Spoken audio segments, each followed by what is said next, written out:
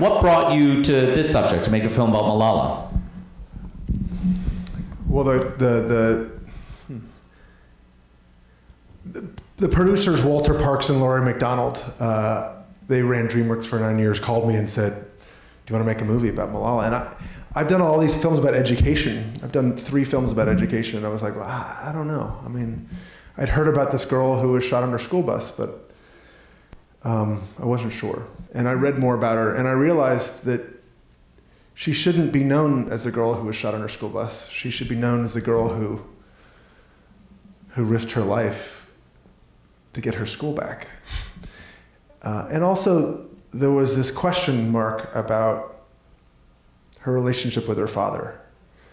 You saw in the beginning of the movie, he names her after a girl who speaks out and is killed for speaking out. That's pretty big, and it asks the question about her agency, like why did she become who she was? And I wanted to answer that question. I wonder, what impression you have of their relationship, spending so much time with them. Well, it's still a mystery, and I have 2 daughters and a son. And my son, I understand very well. We don't always get along, but I understand him. My daughters are a complete mystery to me. And I don't understand them. And we get along probably better than I get along with my son, but what makes them tick and why, what motivates them, and what are they actually saying? And so I think there's a mystery about the mystery about them, mystery about Malala and her father that I kind of wanted to solve so that I could figure out my own relationship. And also, for those of you who are parents here, it's like, and you're a parent, it's this this question you always have. My son just applied to college. The question you have is, am I leading them too much? Am I telling them what to do too much? Or am I leaving them alone? Am I leading them not enough? Not enough. And you fail on both respects. You never know what the right balance is. And certainly, she was very influenced by her father.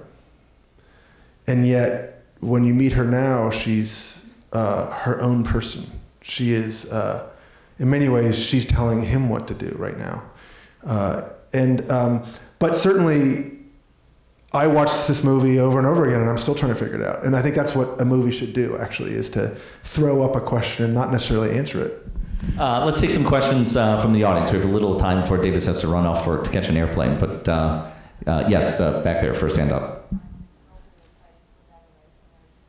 The question was about distributing this film in countries like Pakistan.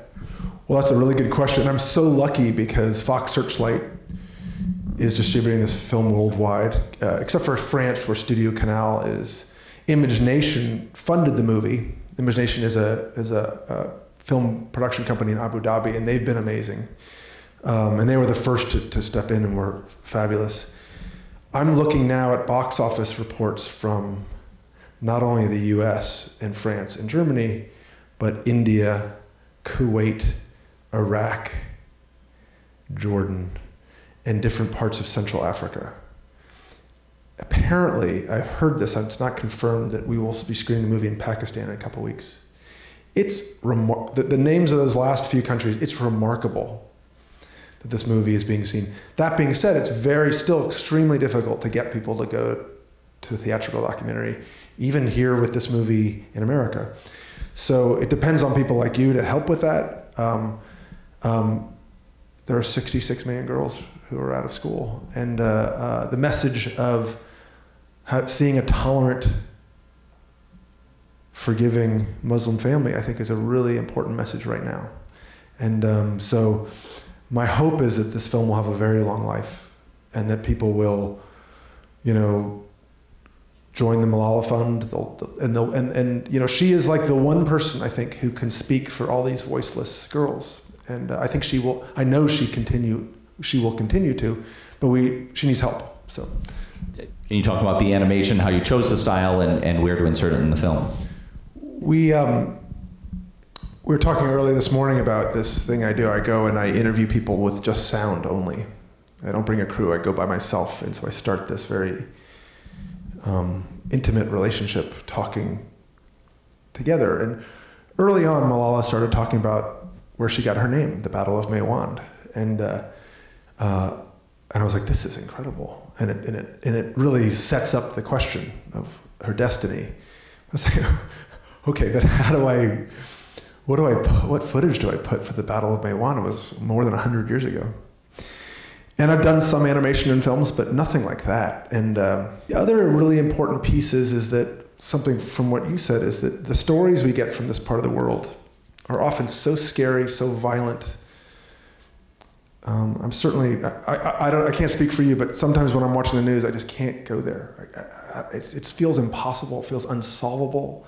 It feels, and you just want to give the issue, you just want to pretend it doesn't happen. And the stories they were telling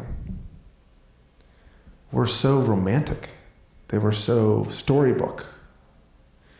And there was another central theme of this idea of paradise lost. Like where they lived was a paradise, it was peaceful. And I thought that was really important, to get a feeling of a world that we're not seeing from this world and the portrayal of Islam. And I felt like animation in this very sort of storybook, almost childlike style would be an interesting way of doing that. And so instead of telling the battle the way I would see it, I told the battle the way we used to talk about how do we draw it. I was like, well, imagine Malala putting her head to her pillow at night and closing her eyes.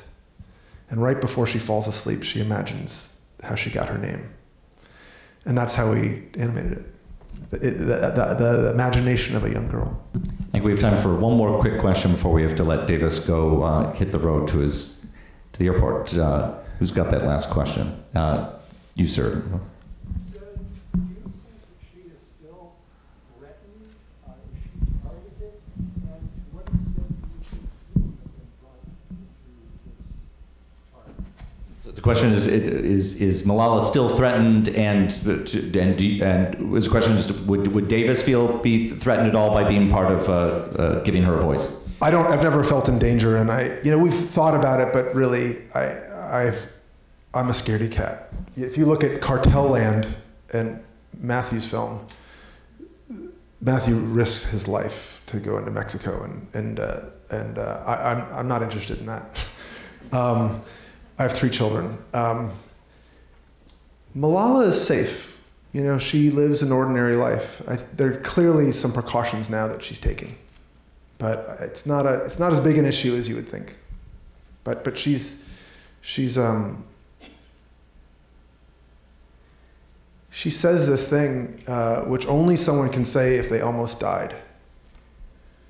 And you'd have to be with her to really know that it's true, but I hope I can convey this. But she almost died. And she says, I've been given a new life, and this life is a sacred life. And there's something, you would think that almost dying, you'd hold on tightly to your life and be scared and live in fear. She's the exact opposite. She lives in this kind of rarefied state of really focusing on the things that are important. The small things go away, except for fighting her brothers. But she does live this very purposeful, beautiful life, and she does not live in fear. And that's to me, as an anxious Jewish guy who's living in fear his whole life, it's very beautiful. It's very inspiring. We've got 6 more days of documentaries ahead, including plenty of films tonight. Thank you very much for coming. Thanks especially to Davis Guggenheim. Thank you very much.